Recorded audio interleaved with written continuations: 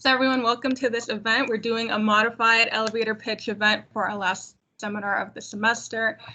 It's still going to be about 15 minutes, like our normal seminar time. So let's go ahead and get to the agenda. First, we're going to go over the pitch criteria, obviously the ones who are presenting what that is, but the general pitch rules and evaluating criteria for the judges, and then also the prizes that we have for the first, second, and third place winners. Then we'll get into the actual pitches. Should take about 25 minutes. And then we'll have closing remarks from Dr. Sinha and as well from Indiana IT if they want to say anything. And finally, we'll wrap up with the awards for the first, second, and third place winners. And then we'll have audience questions. Also, I think you guys might have noticed already, but the event is being recorded. So for the pitch rules, the people that are competing were told to have everything on a single PowerPoint slide. I mentioned earlier that there might be some animations, but everything is on a single slide, and they have a maximum of 60 seconds to do their presentation within. And so you'll see a little timer on the bottom corners of the presentations, and that'll indicate the 60 seconds. So everyone will be able to see that. And then the evaluating criteria, I have Raul's Qualtrics pulled up right here for how the judges would rank him. He's our first presenter, but what they're looking at is they'll be able to see your name, the title of your presentation, and then what number speaker you are. So we've assigned a number to all of the speakers, and that corresponds to the numbers that are in your Qualtrics. And you're going to evaluate based off of the way that the presenter conveys their purpose of their research, their vocal quality, and then mechanics such as grammar or spelling, and then also the readability and layout. And so just a quick recap of the rules. For the speakers, I'm going to have you guys introduce your name and presentation title. It'll be on a slide that kind of looks like this one, kind of like a all black slide with your name and title, and then also additionally provide your year and advisor. So I would say, my name is Ariana Rambaram, my title is so-and-so, I'm a second-year master's student under Professor Teresa. And then you'll go ahead and I'll go ahead and forward to the next slide where your pitch is, and I'll click the timer once you begin talking. So you can take 1 or 2 seconds to compose yourself after your introduction, and as soon as you begin talking, I'll go ahead and initiate the timer. And then for the people that do request or have already requested to have the ability to control the shared screen, some of you guys have let me know, but just go ahead and notify me during your introduction slide if you will be needing that ability to share the screen. And there's a button right here that you can use to request control. And then for the judges, as I mentioned, you guys have a Qualtrics survey. It has the speaker's name, title, and their presentation number. And they'll also be stating those things on their introduction slide. And then there's an optional comments box as well. There's only 30 seconds to evaluate each of the presentations between each of the pitches. So we're not expecting lengthy comments or anything like that. It's just kind of optional if you want to provide additional feedback for the ranking that you gave. And that'll be a 0 through 10 scale. So as far as the prizes go, for third place, we'll have a $25 Amazon electronic gift card. And second will be a $35 Amazon electronic gift card. And for first, we'll have a $40 Amazon electronic gift card as well as a $10 Starbucks gift card to help you guys get through finals. And I think we are off to having the pitches begin. So Laura, how are the judges looking right now? Do we have more than the 8 that you told me before? I think we're okay, and everybody seems to say the voting link works for them, so I think we are good to go. If they're not here by now, then they can figure it out as they join it. Okay, awesome. All right, so all the judges, as long as you have those links ready, I think we're able to begin. So Raul, you're the first one. Please go ahead and unmute and introduce yourself. Thank you, Ariana. Hello, everyone. My name is Raul Pinedo Mendez. I'm a fifth-year PhD student, while counting master's and PhD, and my advisor is Professor Andrew Tarko. We focus on safety research, and today we're going to talk about if uniform speed limits save lives, comparing to differential speed limits. So I need my slide. Okay. When I see the clock moving, I will start. Okay, I'm going to start the timer as soon as you start talking. Okay, good. So previous research has produced inconclusive or sometimes conflicting results on the safety effect of uniform and differential speed limits. So differential speed limits is lower speed limit for heavy vehicles or trucks. These studies usually focus on free flow traffic and look at aggregate crash statistics. Our study is different from previous works in three main aspects. So first, we classified hourly observations as congested, uncongested, or intermediate. Second, we estimated the effect of speed limits on the hourly crash risk and severity for each traffic condition. Last, we simulated the annual benefit of replacing the current differential speed limit on rural freeways. Our results show that overall safety is expected to improve under a 70 mph speed limit, and this change can result in annual safety benefits of up to $63 million. Thank you. Awesome, thank you. All right, judges, you'll now have 30 seconds to go ahead and make your evaluations on the Qualtrics survey. I'll go ahead and restart the timer here so you can do 30 seconds.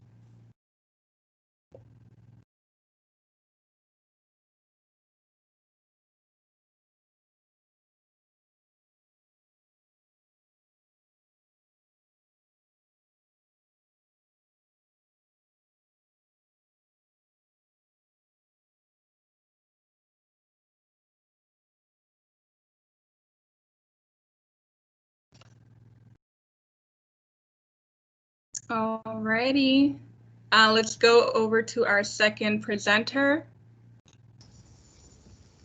Hi, my name is Sarah Adzit. I am a second-year master's student in, obviously we're all in civil engineering, and I work under Dr. Gritza.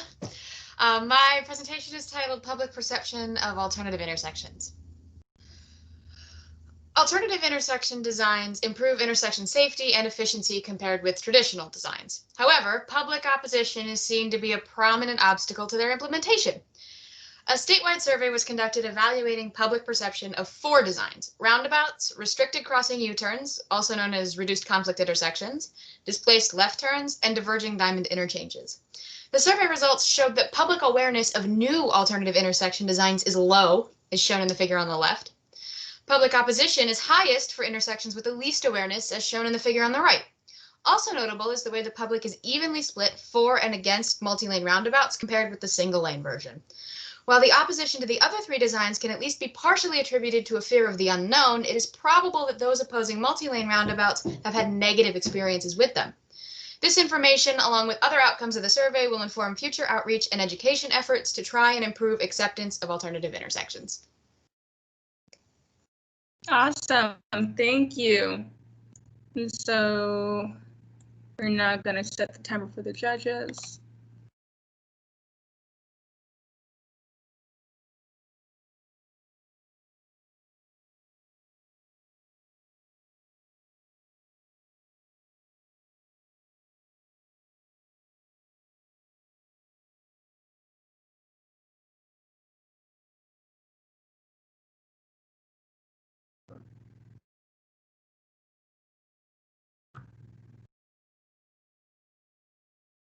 Alrighty, and presenter number 3.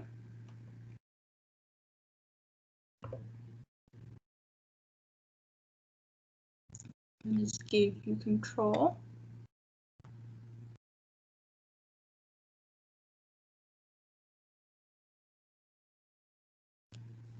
Sorry, I muted myself. So basically, I'm Ji Qian, and I'm a second-year PhD student working with Professor Labi. And my research topic is about the artificial intelligence-based autonomous vehicles control. Yeah, so should I take over and share my screen? Yes, and if you have animations, make sure you click the timer before clicking through your animations. Yes. So let me share my screen now. Oh no, you can just click on the current screen. It's that, yeah, it's like you're me. So can I use my own screen? Because yeah, I can make the time working. Okay, yeah, I think that should be fine. Yeah, also should be fine. Can you see my screen now?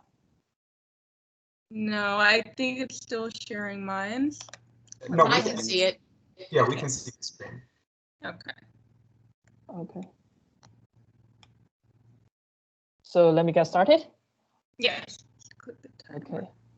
So last week, I presented a topic using AI to control only one autonomous vehicles. But here, in our new topic, we are trying to control multiple autonomous vehicles because we are transportation engineers. We are seek of control of a system of autonomous vehicles. So in this topic, we hope to develop a cooperative lane changing controller for the autonomous vehicles to let them to merge out from the prescribed ramp. As you can see here, the red vehicles merge from the left ramp and the green vehicles merge from the right ramp. And to do this, we use deep reinforcement learning and with a multi-agent scenario, and we use a network science for the information fusion. So basically, you can see here, the cooperation is achieved by the green vehicles will always yield the rightmost lane to the red vehicles merge out. So this topic is a cooperation between the autonomous vehicles and the infrastructure because this idea can be implemented in the roadside units beside this road segment and take over the control of all the vehicles entering this domain. Thank you. Thank you. Yeah, so I stop sharing. Yes, that'd be great. Thank you. And judges, I'll give you guys 30 seconds.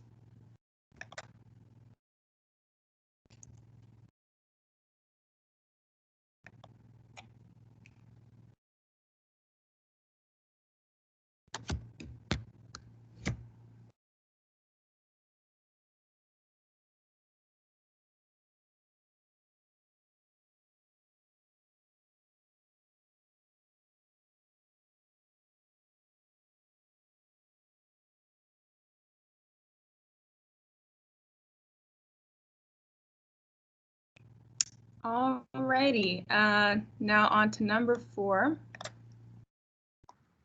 Hi everyone, my name is Rain.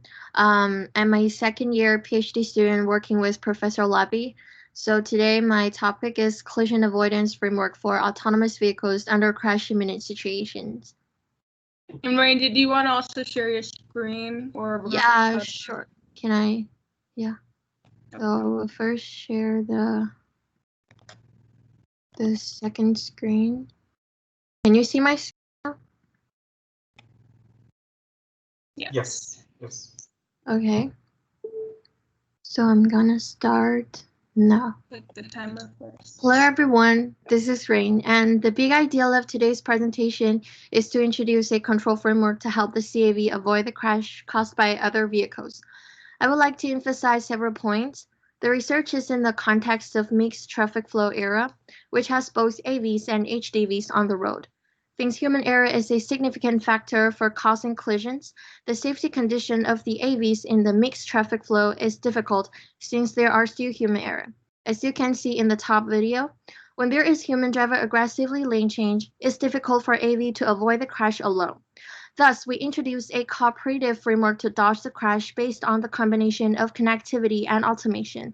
As you can see in the second video, when the vehicles cooperate with each other using V2V connectivity, the CAV can avoid the crash from the aggressive HDV. Thank you. Thank you. Judges, Yeah. you guys have 30 seconds. Okay.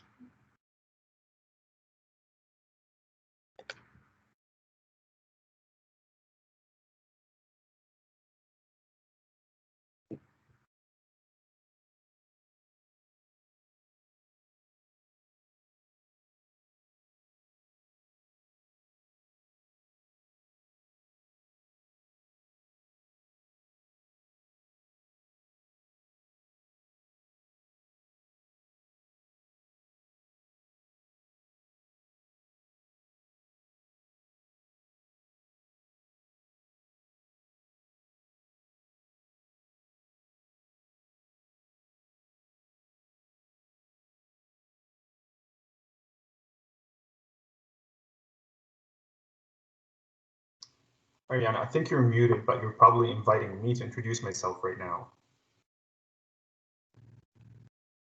Thank you, you're correct. Judges, did you guys have enough time to assess the last presenter? Okay, I announced that, but I guess I was muted.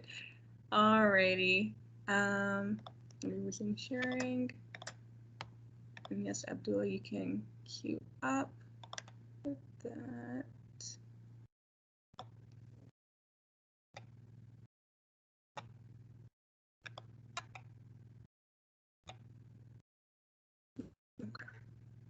All right, so hello everyone. I'm Abdullah Nafak, a second-year PhD student working with Professor John Fricker. Today I'm going to be talking about an offset pedestrian crossing. And with that, I'm going to request control from you, Ariana, please. Okay. All right. At a multi-lane intersection with 4 phases, here seen color-coded with corresponding timings. Now, if a pedestrian exists wanting to cross from the north side to the south side, typically this pedestrian would be served with the blue phase. This poor pedestrian will encounter safety concerns due to conflicts with turning traffic, here seen the red vehicles. And the vehicles would have to experience additional delay to accommodate the pedestrian crossing. A solution to this would be to shift that pedestrian crossing to a mid-block crossing right before turning lanes. In that, we would eliminate conflicts with turning traffic, and due to a shorter crossing distance, we could potentially reduce the delay for vehicles. At the offset crossing, having a refuge island in between opposing lanes, we could provide a coordinated pedestrian hybrid beacon, and in that, we could have it served with 3 of the different phases at the adjacent intersection, enhancing safety and serviceability. Thank you. Right on time. Thank you. Judges, you guys will have 30 seconds. 30 seconds.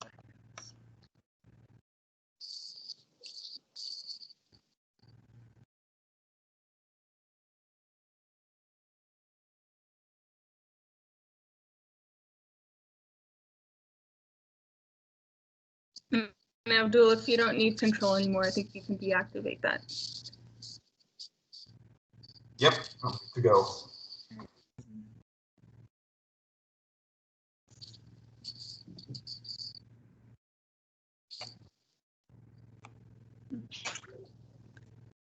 Alrighty. And then we have presenter number 6. Can you hear me, Ariana? Yes. All right. So hello, everyone. My name is Jairaz Desai. I'm a second-year PhD student with Professor Bullock. And my topic today is identifying areas for safety assessments and work zones using heartbreaking events. So figure 1 on the left shows almost 13 million heartbreaking events seen in Indiana for a 2-month period, showing good data coverage all around, especially on interstates. Figure 2 shows one such interstate work zone near the Indianapolis region, where you can clearly see on the top the speed profiles, the crashes in the middle, and the heartbreaking events on the bottom. And the red boxes show how well a high crash period aligns with high heartbreaking event activity as well as slowdowns on the speed profile plot that you see in. So we studied 23 such work zones all around the state on interstates, and the results of a simple regression on them are in figure 3 on the bottom left. And we got statistically significant results with an R-square of 0.85, and we proposed that agencies can now use heartbreaking events as a surrogate for measuring safety performance of work zones instead of crash incidents, which take a time history to develop. That's all. Thank you. Thank you. All right, judges, 30 seconds on the clock.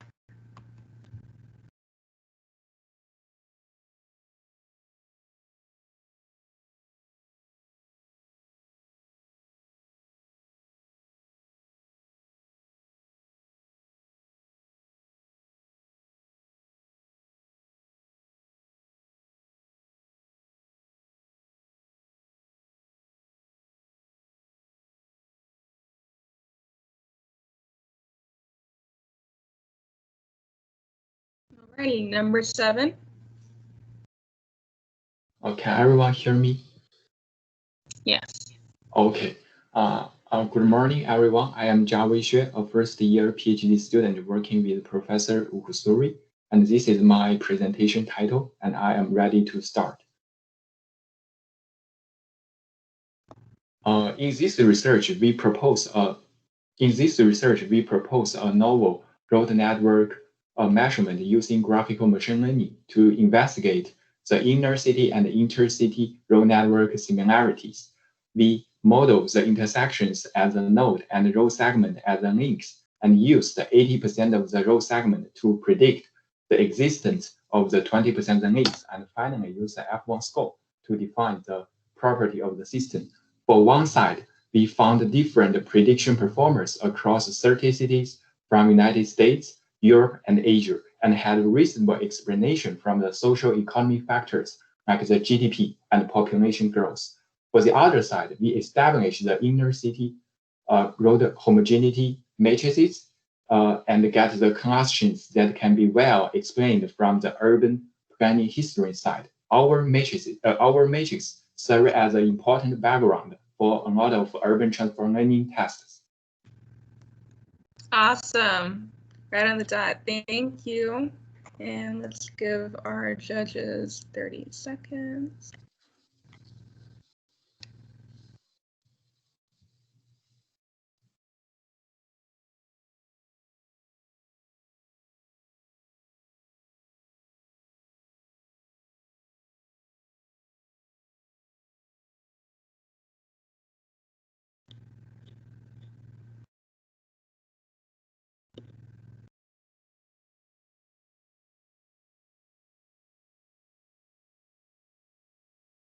All right. And then presenter number 8.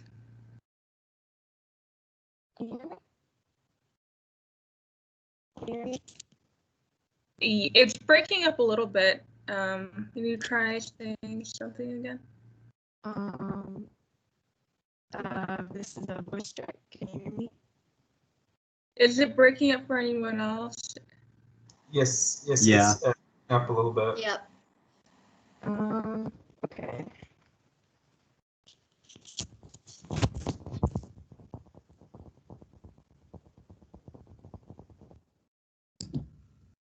Hear me now? Yeah, so You can hear me better now? yeah, Yeah. it's perfect now. Okay, cool. So, hi, I'm Sarah Guy. I'm a 5th year undergrad studying under Professor Bullock, and I'm going to present virtual waypoints for traffic dashboard applications. Traffic data is currently being organized into segments as seen on Google or Apple Maps using smartphones, GPS, fleets, and onboard telematics as data points. But with more than 13 billion speed records being recorded since December, it's time to update the system. Smart segments capture all cross-cutting data sources such as cars, TMC, and MRMS Doppler for over 22,000 miles of interstate and state highways, and congregates all the data into specific waypoints spaced at every 1/10 of a mile. A roadside controller developed by Howell utilizes the smart segments to deliver traffic information that can alert drivers of delays and provides emergency services with more intimate details of the accident and location. This improved resolution of site information has already proven useful in application for a crash on I-70. As shown in the diagrams, smart segments are more precise in determining the crash time, back of queue location, and crash clearance when partnered with Purdue's heat map technology. Thank you. Thank you. All right, 30 seconds for our judges.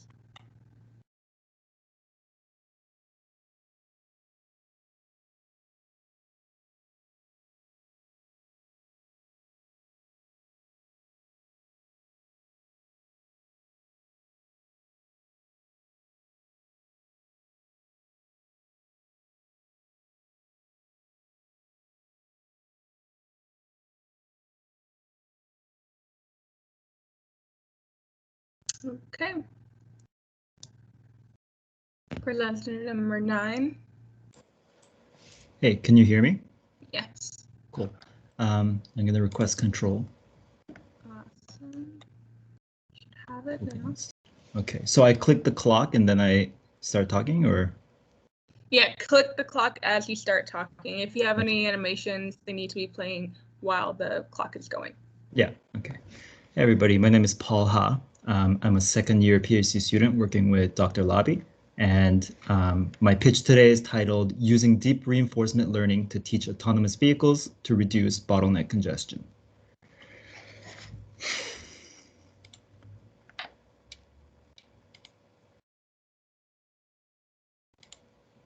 You've all been there. You're in your car on the highway, and suddenly the road goes from 4 lanes to 2 lanes for whatever reason, and cars are frantically trying to switch lanes, and you end up spending 10 minutes to travel 500 meters.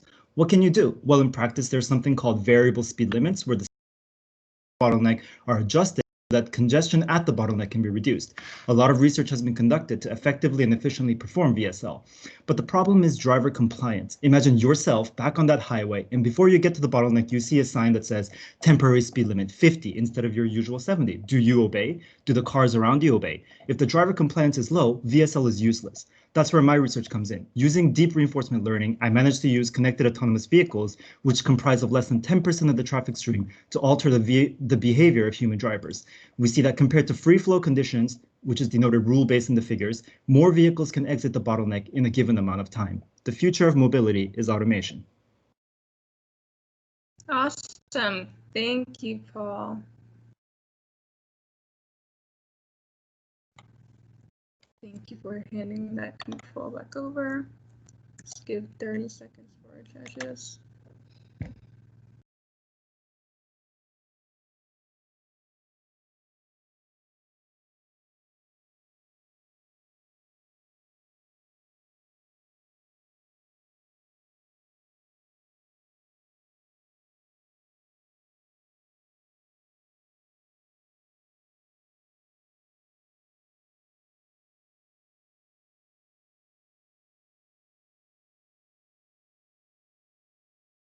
Okay. Now we have presenter number 10. Hello, everybody. My name is Ricardo Shaheen. I'm a first-year PhD student under Dr. Guiza. My presentation is about analysis of drivers' behavior at the onset of yellow lights. Thank you. So 1, do you know that in the last years, almost half of all the road injuries in the US occurred at intersections? But why is that? It's because signalized intersections present numerous conflicting movements which require high cognitive demands from drivers. 2, the decision whether to pass or stop at yellow is one instance. 3, a driver would decide, am I too close to stop without risking a rear-end crash or too far to clear without risking a side crash? 4, but what influences such decisions? Well, many factors including psychology. And 5, to understand this psychological aspect and link it to the driving behavior, data will be gathered using a questionnaire and a driving simulator. 6, the pass or stop decision will then be studied using a logit model. And 7, this will help push for faster implementation of countermeasures such as educational activities and public awareness campaigns. Thank you. Awesome. Thank you.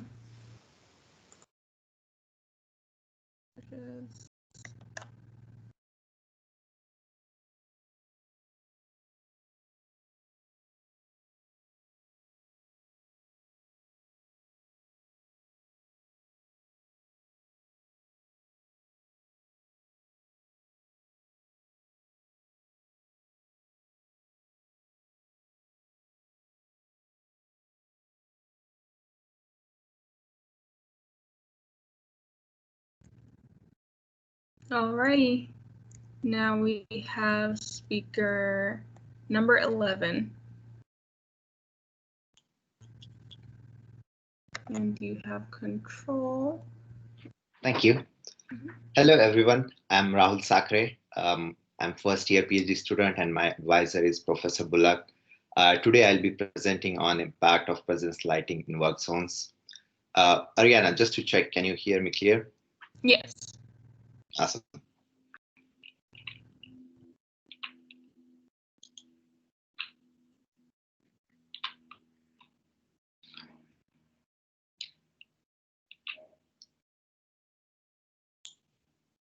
I'd like to start my pitch with a question. Does presence lighting have impact in reducing the speeds in work zones? Vermac had demonstrated on Interstate I-65 just south of Indianapolis around mile marker 80. We can see the visual difference of driving through an illuminated against non-illuminated work zone in the video.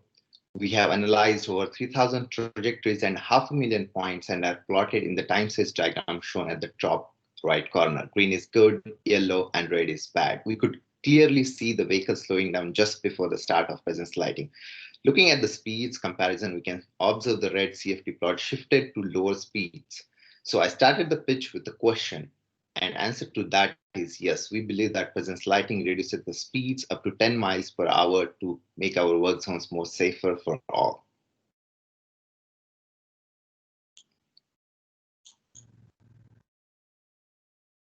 Alrighty, thank you. And then 30 seconds for our judges.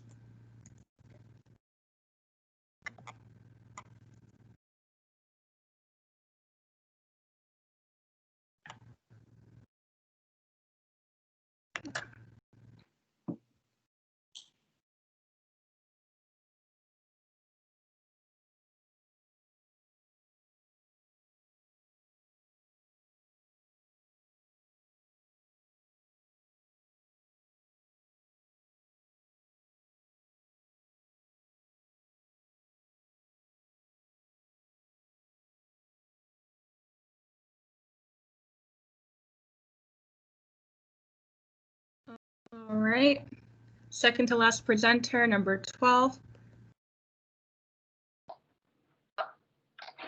Can you hear me?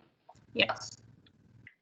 Hi, I'm Rajat Verma. I'm a second year PhD student. I'm working under Dr. Ukusuri, and the presentation title is about mobility-based exposure in explaining COVID-19. So yeah. So hi everyone. My research is about the effects of human mobility on the spread of COVID-19 in New York City. While other studies have mainly focused on the effect of overall trips, not many have focused on how much people come in contact when they make these trips. So we developed an aggregate contact exposure index, which takes into account the number of trips, dwell time, and the physical spacing between visitors. And our hypothesis is that a higher exposure is directly related to infection rate. And we observed a strong correlation between cases and exposure, which is also neatly distinguishable by household income, where low-income neighborhoods clearly exhibit both high exposure and cases. We also verified this pattern with a simple simultaneous random effects model. We suppose that this is mainly due to the lower income people not being able to work from home due to the nature of their work. Based on this study, we suggest that policymakers should also consider including the importance of dwell time in their decision-making process regarding COVID-19. Thank you. Thank you. Judges, 30 seconds.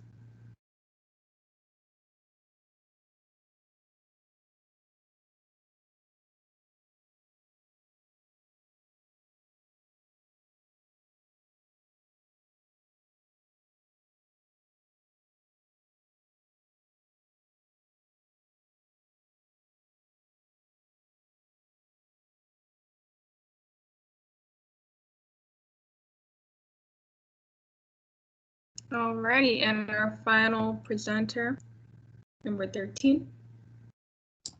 All right, so I'm Justin Malberg. I'm a second year graduate student, and I'm going to be talking about how we can utilize vehicle data analytics for assessing road infrastructure functionality. And can everyone hear me okay? Yes. Okay. The Indiana Department of Transportation manages and maintains over 3,000 miles of interstates across the state. This maintenance includes pavement, signage, and pavement markings. The current process for evaluating pavement markings requires agency staff to travel the road and collect representative measurements. This is quite challenging for high-volume multi-lane facilities. An alternative could involve lane keep assist or LKA that monitor lane markings and notify the driver if they are deviating from the lane. For proof of concept, this data was captured using GoPros and analyzed for each interstate shown on the top left. The analysis for I-65 is shown on the bar plots and spatially in maps. This analysis was used to evaluate every interstate in Indiana. Across all interstates, it was found that almost 80% of lane markings were detectable by LKA technology shown on the bottom. To expand this analysis, information from the vehicle's computer could be used for the analysis. This information could also provide guidance on what corridors are prepared for level 3 autonomous vehicle travel and which locations need additional attention. Thank you. Awesome. And go ahead and rank our last presenter. We are running a little short on time.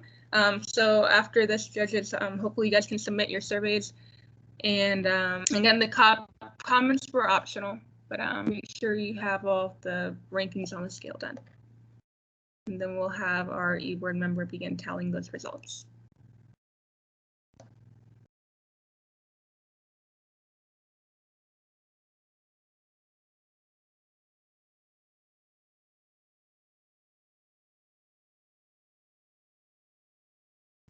While they're doing that, I just want to say great job, everybody. I had no idea what to expect for this. I thought it went really well, despite our little hiccup at the beginning. That's due to me.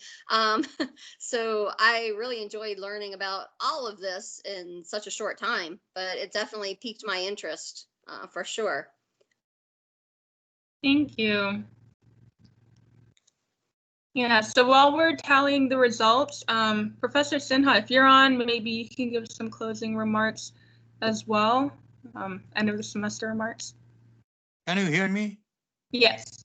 You know, I cannot see any of you. I can hear you, but I cannot see anything. For some reason, it happened last time and also this time. But anyway, as long as you can hear me, I really appreciated the efforts that the student chapter, IT student chapter made to make the seminars more exciting or more interesting. And I thank and commend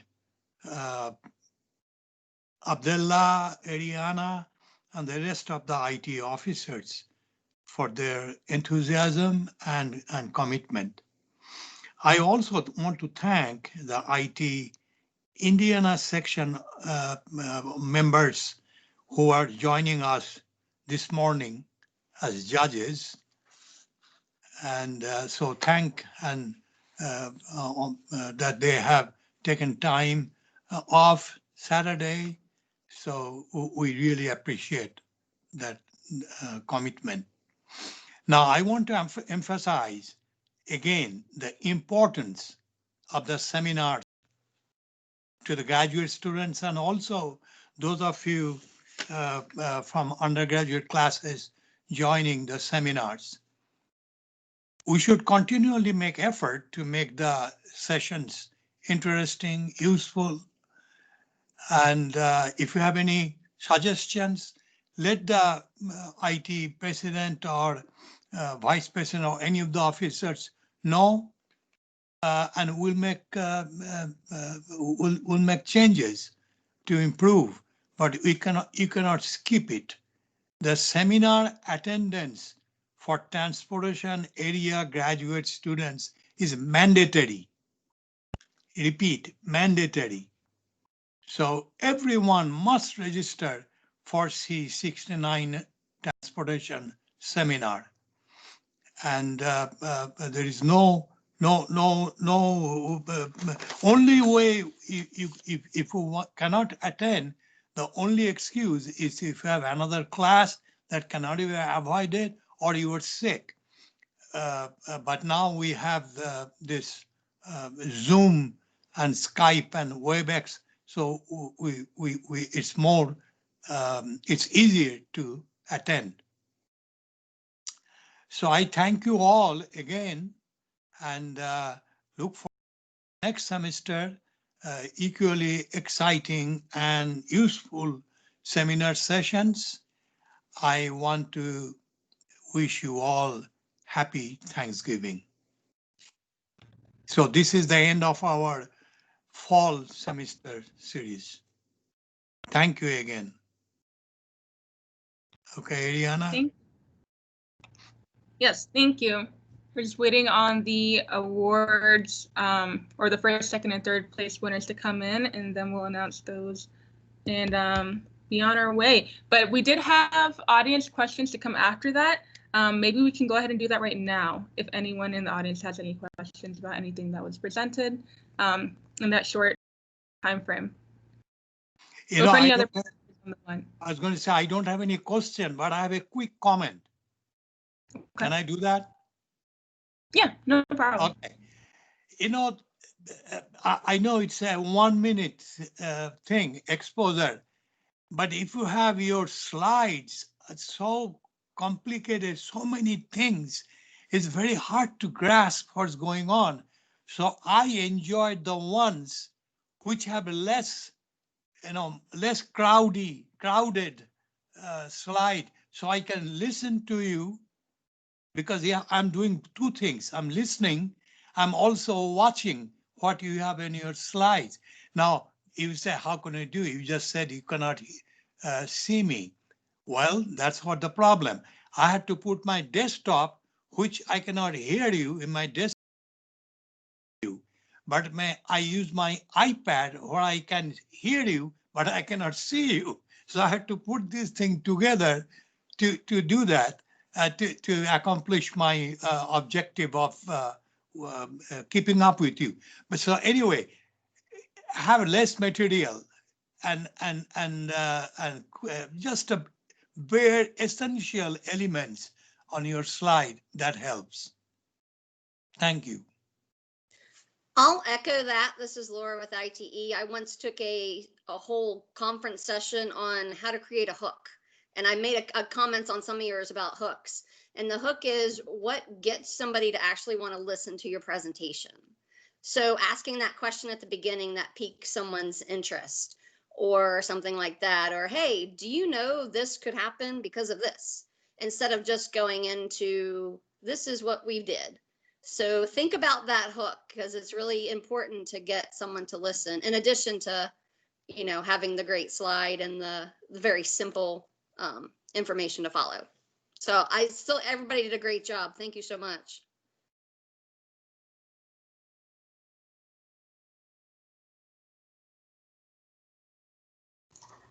Thank you all. As we're working on these scores, I think Ariana here can confirm that we are facing an issue of having 3 people tied on the top. So we're thinking 8 judges that casted their votes in. So we're going to have to think here of an alternative, but we can probably announce the names that come out at the 3 top positions. Ariana, you probably can take care of that.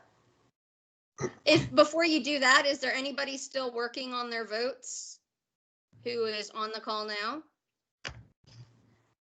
As you may end up being the tiebreaker. Yeah. How many do you have in? Do you have 8? Is that what you said? I have 8 votes casted in, yeah. Okay.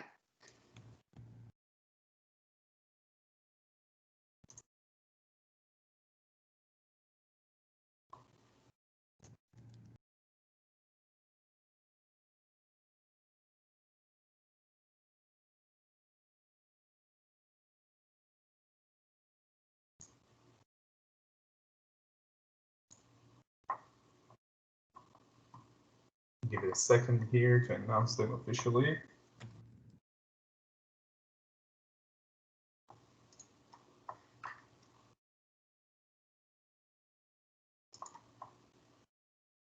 I showed 10 members signed in. So I know some of you might still be working if you have the link to vote. If you're having problems with the link to vote, let us know. If you didn't get a chance to vote, I guess if we end up with a tie, maybe I don't know what you want to do with that, but maybe we can give them some more time. Yeah. Yes, we'll present the results. We'll have Ariana present the results, and then we'll be open Indiana ITE suggestions on how to face this. Yeah. Let me go ahead and begin sharing. Okay. So thank you, Abdullah, for telling those scores. So 3rd place, we have Rain. Congrats. You have the $25 Amazon gift card. 2nd, we have Abdullah. Great job, $35 Amazon gift card. And in first, we have Sarah, Paul, and Justin. So we're gonna have to figure something out. But $40 Amazon electronic gift card, and the Starbucks one is initially what the prize was. We'll figure something out for you guys. But that's about it for this event. If students and you guys don't mind staying on a little bit after, we can take those. But I do want to thank everyone for coming. Thank you for our sponsors for the gifts as well, Indiana ITE and CCAT. And I want everyone on the call to have a safe break. We'll return back in the spring for semester to continue. Indiana ITE, feel free to pop in on any more events if you'd like. It was lovely having you and having your participation, and thank you for providing us with judges as well. I think that's it. Abdullah, do you have anything else to say? Yes, so I was going to give the chance here to Indiana ITE to give any questions they may have that we would like to ask the participants. Okay. This is a little bit over time, but we'd be happy to answer any questions that come our way. I'm sure the participants as well. I don't have any questions, but I'll specifically echo what Laura said. Everybody did a great job, and Ariana, you did a great job in guiding everybody through this, and as the master of ceremonies, or however you want to terminologize that anyway. But I was impressed with the whole event. This is really good, and keep inviting us to more. Loved it. Thank you. And I want to thank the Indiana section members again. We greatly appreciate your taking part. So thank you.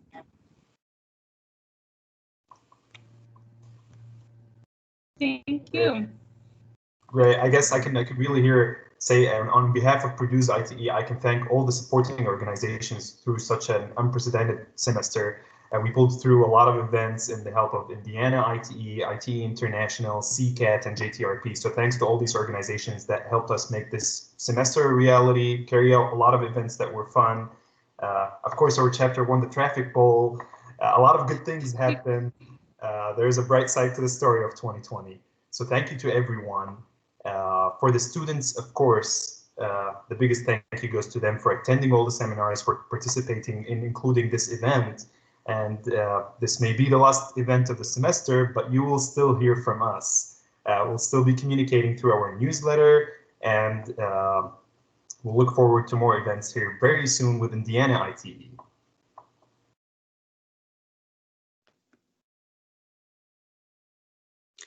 And Abdullah, I'm going to say, so can you put the winners back up there again? Yeah. Sorry, Ariana. Yeah, no problem.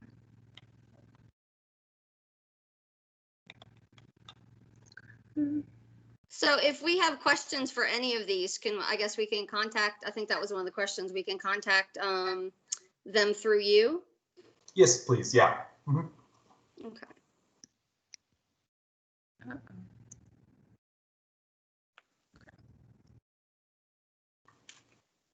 All right, let me get a screenshot of this. Okay, so we we'll make it fair, and so we want to help fund the other 2 first place prizes. The section will. So we'll take care of that for you guys, just so everybody gets, because I think everybody did a really good job and we don't want to leave anybody hanging. So we'll take care of that. Abdullah, I'll be in touch with you. Thank you, Laura. We appreciate that. Yeah, thank you.